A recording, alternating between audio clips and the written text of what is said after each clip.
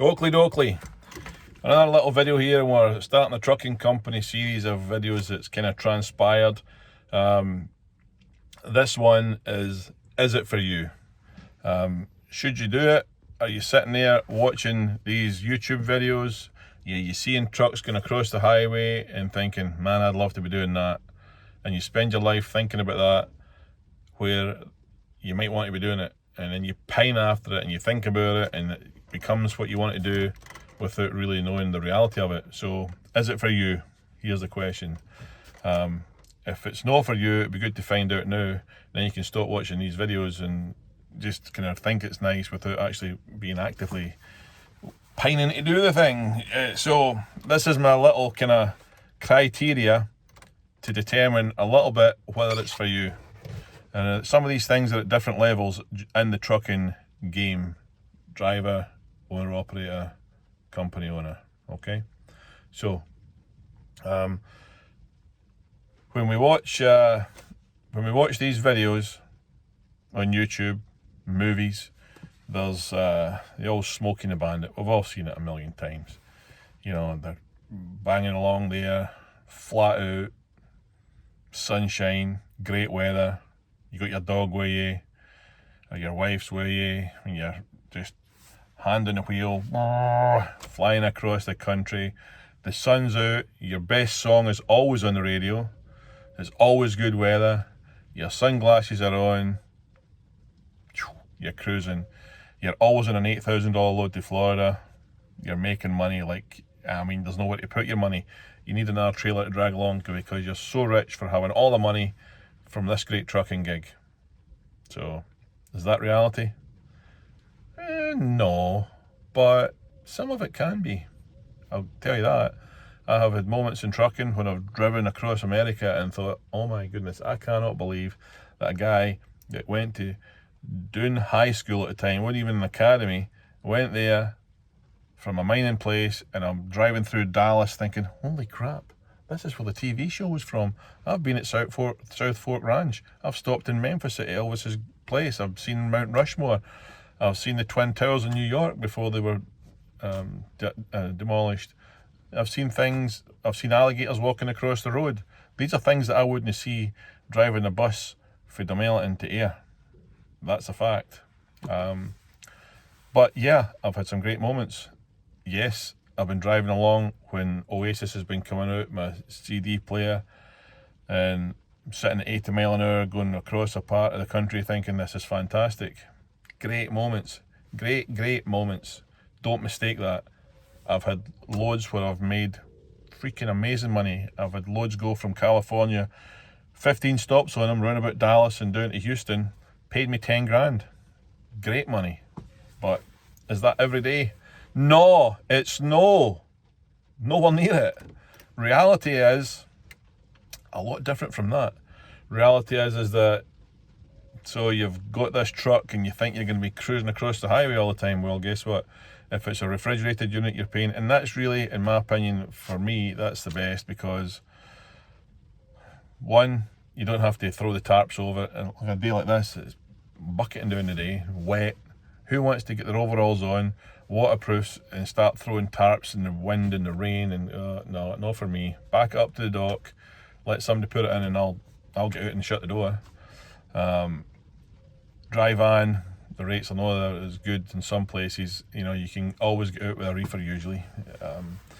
But that's just the trailer side of it. But you will spend, if you have got a reefer, you will spend a fair amount of time sitting, looking out the window, in your bunk, waiting while the truck jiggles around, and you try to count the amount of times that they've come in with the pallets and hoping that you're loaded.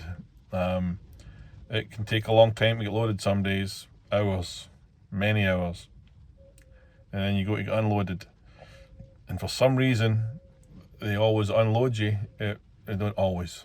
They like to unload you. Oh, we'll give you a 2 a.m. appointment.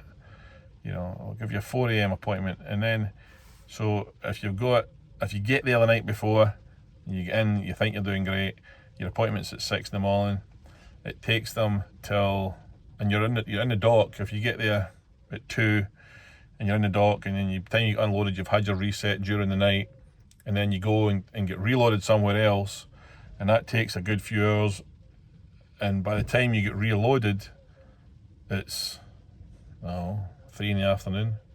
You've got another 10, 11 hours that you can go drive, and they'll expect that. So the glamour of doing all that, you spent all day sitting waiting to get loaded, and then they'll expect you to run overnight to get there for the next morning, and that, I just don't like doing that. That's a bit of the downside. You have got those delays getting loaded, delays getting unloaded. There's traffic. You get that everywhere, right enough, but there's traffic. I don't do these loads. I see loads on there for 80 and 90 cents a mile. I would rather leave it in the dock. I wouldn't encourage them. Just to haul the freight for that cheap. I would just rather run empty and get there without having to load and unload, because the cheap loads are always the worst. So you've got cheap freight. It's not always big money that's in the loads. There are long days. These moments that you get when you're cruising and you're thinking this is good, it's usually just after you've left the truck stop or before you get to a truck stop.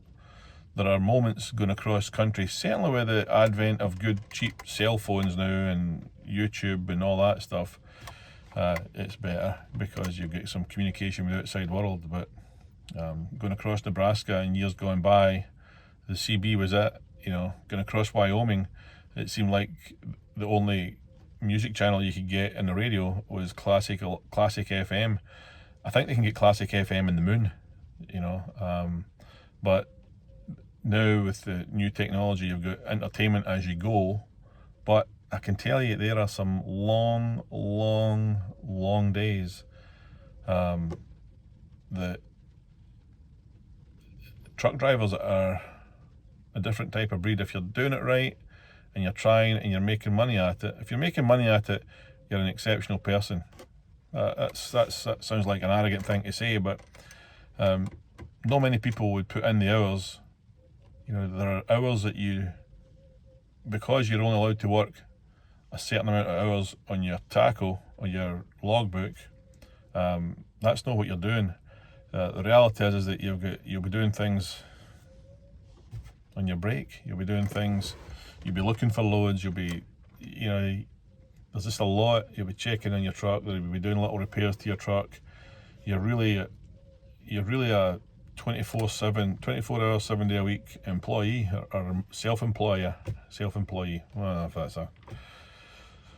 that's a term or not, but we'll just make it one for now. But there are some long days. The driving is a small part of it, and the driving can be a drag. You get weather issues, you get shut down in the snow, the roads are closed.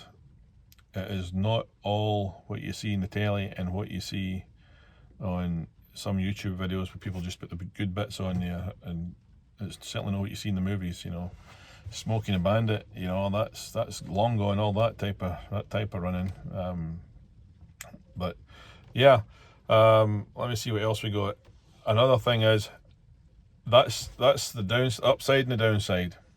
So is it for you? I'm going to give you some scenarios that happened with me, and the worst thing about this is when you're doing this yourself, it's not so bad.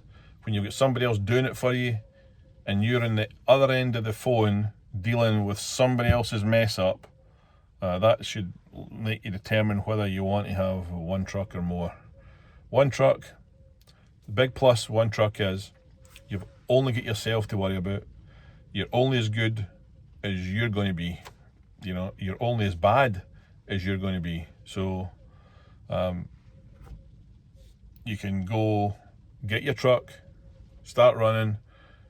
I want to go, I don't fancy going to New York this winter. I don't want to do that. I'll just stay in the southern states. And then somebody offers you a good paying load and you think, will I take that or will I no? You've got the choice, and you're in control of it. If you're a decent driver, you're not going to have the phone calls that, you just don't want to get. So bad drivers and bad mechanics will be the worst things that you can get as an owner of multiple trucks. The bad mechanics thing applies to your own truck. You just don't take them to people that are going to give you misdiagnosis, you buy money in parts, you know, you get ripped off. There's bad mechanics out there that think they're good and they're not really. But if you're going to have multiple vehicles, here is what can happen to you. So I'm just going to go on through this here. One scenario I had before is, it's a different, when I had the buses in Scotland, there's nothing quite like driving along the road in your big rig truck and you're lost and you're thinking, where is this place I need to be, right? That's bad enough. See, when you're doing that and you've got 50 people staring at the back of your head thinking, does he know where he's going? I don't think this is the place we need to be. There's nothing worse than being lost in a coach with 50 people watching you. Just no good. So that's one plus for the trucks. So these things have happened to me in real life, okay? And it wasn't me that did it. It was people that I was paying to do a job for me that got me into these situations, and I had to defend myself because of their inability or because of mechanics inability, okay? So, first one, I had a little 30-seater bus in Scotland, and the toilet in it, leather seats, gorgeous little thing, very popular with weekends away, with bachelor parties, stag nights, hen weekends, you know, booze cruises. So it was a bachelor party, and these guys took this bus, the driver went down to Newcastle with it, and they put in CDs.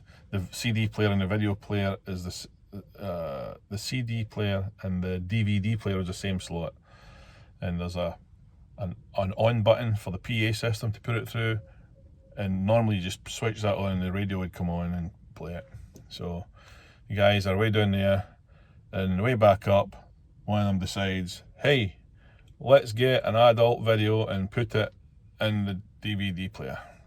Puts it in the DVD player, they watch it, gets to the end of it, the driver just must have switched the PA system off, right? So that was that.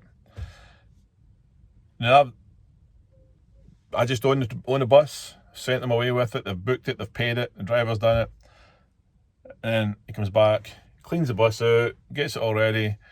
Monday morning, another driver comes in. The bus wasn't out on the Monday afternoon, I needed it to do a little school up in Troon.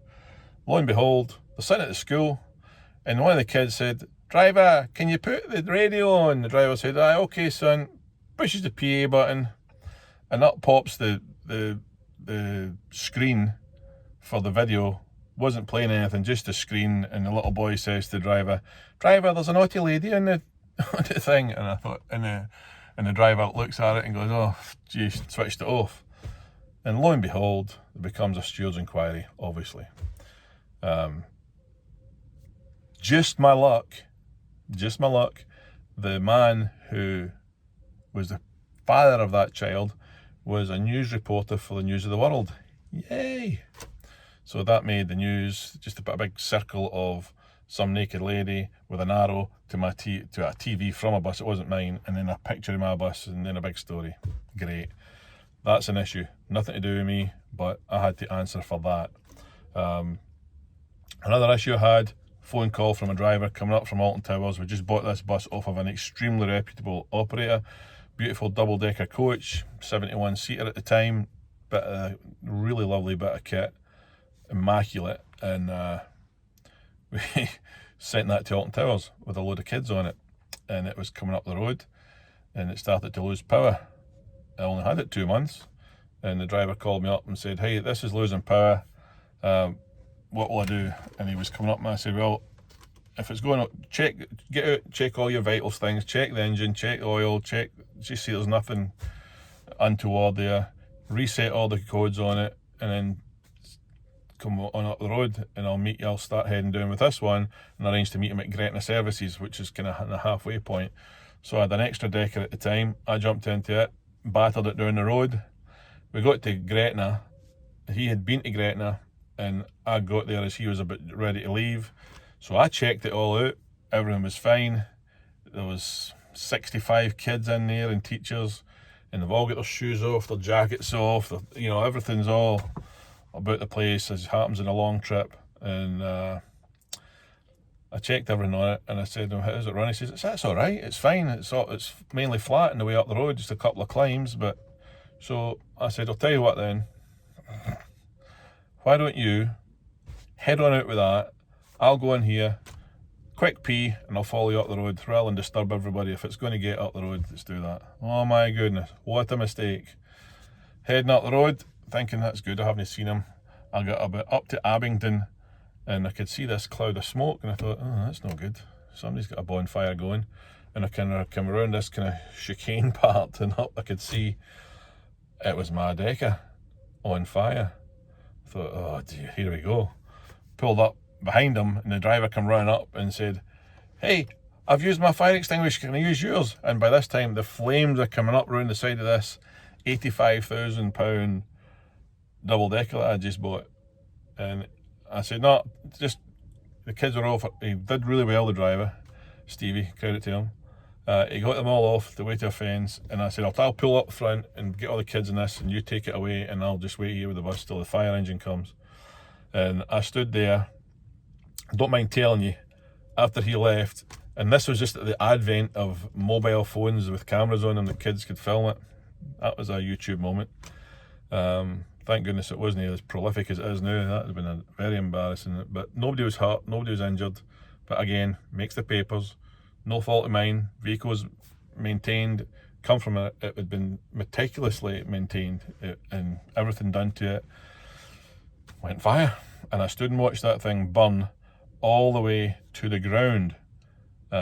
Tires exploding, diesel tanks bursting into flames, windows popping, and the two skylights had smoke belting out the top of them. And I watched something that I'd paid 85 grand for in March burn to all it was recognisable. You could stand at the top, the bit of frame for the roof, no covering, the top deck, the wooden floor, gone. The bottom deck, gone. You could look from the top all the way to the bottom, and the only thing that you could see were two chrome alloy wheels and tyres in the front of the truck. Everything else was burnt, gone. By the time the fire engine got there, they managed to keep the outside lane of the M74 open while that happened, but nae fun. You've got to answer to these things. Drivers who are, you know, those Victorian stations where they've the little upside down looking picket fence thing hanging down from the station, sent a driver in, do a real replacement job, and never realised he had a double decker. Thought he could clear it, and then he took every single one of those little picket fences down in this vintage train station. Didn't smash the bus, but wrecked the train station. Another one where a guy went out in his bus, didn't he check his lockers were down all the way, after checking his oil or whatever he was doing, went round a corner and the thing came up and took the top off of a transit van. You know, these are things that happen if you have multiple vehicles on the road. So when you're driving your own truck and you're thinking about getting another one, it's only going to be as good as the man that you put in it, and there are going to be things that will happen. And when it's trucking in America, that happens when you're sitting in your house, or you're loaded in Oregon and this happens in South Carolina, you're not there to deal with it. And so before you decide you want to get multiple units, decide whether you're going to be the kind of guy that is going to create these problems. If you're a bad driver, don't get your own truck. So if you think you want to go into trucking, there are different levels. The downside to having just one truck is if you've got a payment on it and you go on vacation, unless you can get somebody to cover for you while you're gone and drive the truck's going to soak you while you're gone. You know, a lot of people tend to not take vacation when they're only the one truck. Ironically, it's the time that you can take it because you can make your own time, but the truck is still have to be paid. The payments have to be paid, and you lose money rather than not make money. So that's why I have multiple ones, so it lets me come to Scotland and do this, and it kind of covers things. It makes it more even. it makes it the average less money than what I would do if I had only had one. So anyway, I hope you enjoyed this video. I hope it's been somewhat informative. If you like it, please subscribe. Thanks for watching.